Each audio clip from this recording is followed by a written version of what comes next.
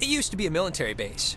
Well, it used to be a ranching thing, then it was turned into an army thing, then it became a bird thing and a museum or whatever. Henry Fonda stationed here, I think, for a bit, unless he was Navy. Who's Henry Fonda? Around Christmas time, this little breakfast place used to sell these amazing polar bear sugar cookies. Man, those were good. And then one year they changed the formula or whatever and ruined it.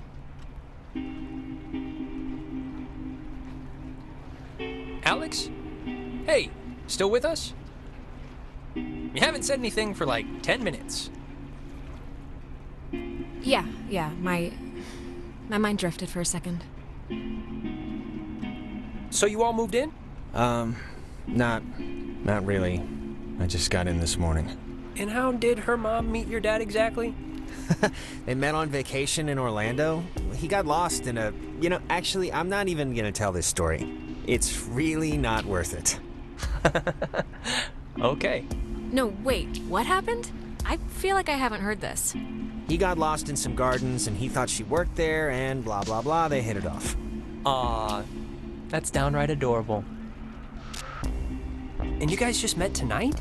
Yeah, I'd been out of school, and the timing had just never worked out, so... And what does that make you to her, then?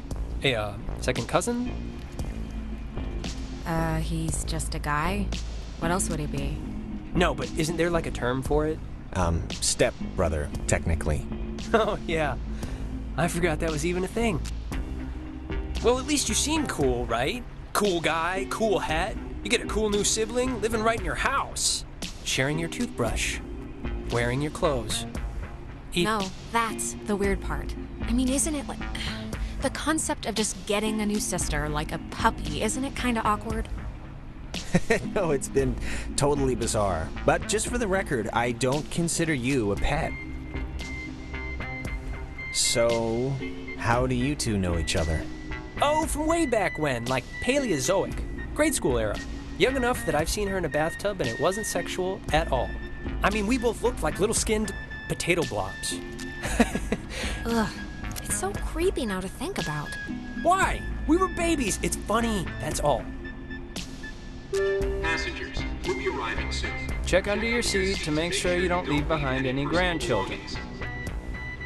And if you picked up a complimentary wait, who's talking right now? It's a recording. They always play. At the various Oh, we should get a quick picture. All of us. This will be like the before shot. Yeah, let's do it. And it's Jonas, not Jonah. Yeah, Jonas.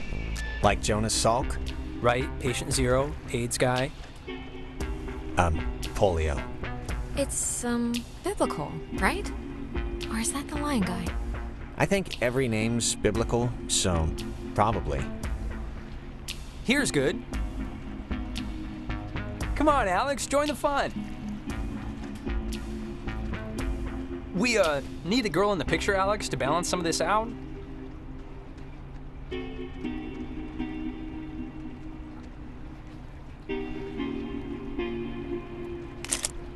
There, great. I'll magic erase all the warts out and stuff, so don't worry. Hey, Alex, you brought the radio, right? The little portable one? What radio?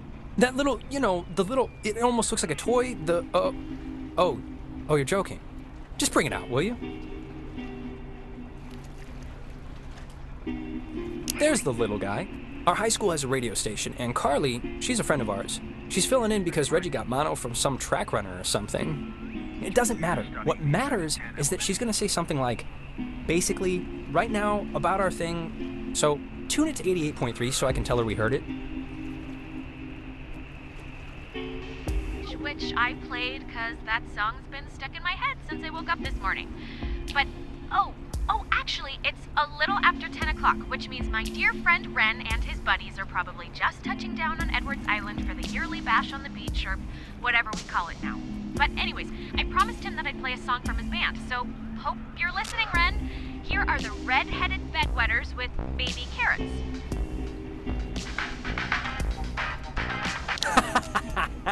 That's awesome.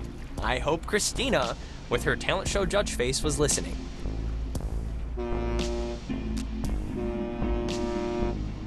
We must be getting close. There's no radio reception on the island. I'm glad I got to hear it before it went totally kaput.